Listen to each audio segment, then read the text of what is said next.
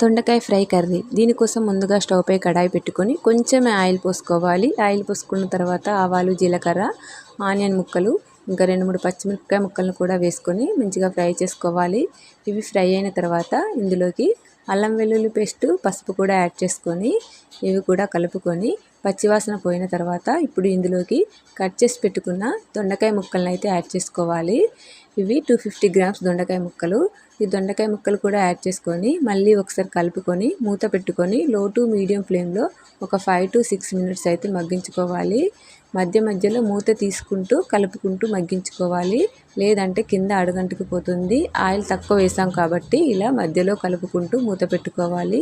ఇలా దొండకాయ ముక్కలు మగ్గిన తర్వాత ఇప్పుడు ఇందులోకి రుచికి సరిపడా కారము, ఉప్పు, ఇంకా ధనియా పౌడర్ కూడా యాడ్ చేసుకొని మళ్ళీ ఒకసారి కలుపుకోవాలి. ఇలా కలుపుకొని మూత పెట్టుకొని మళ్ళీ లో ఫ్లేమ్లో ఒక 3 నుంచి 4 నిమిషాలు ఉడికించుకుంటే చూడండి దొండకాయ ఎంత చక్కగా మగ్గిపోయిందో.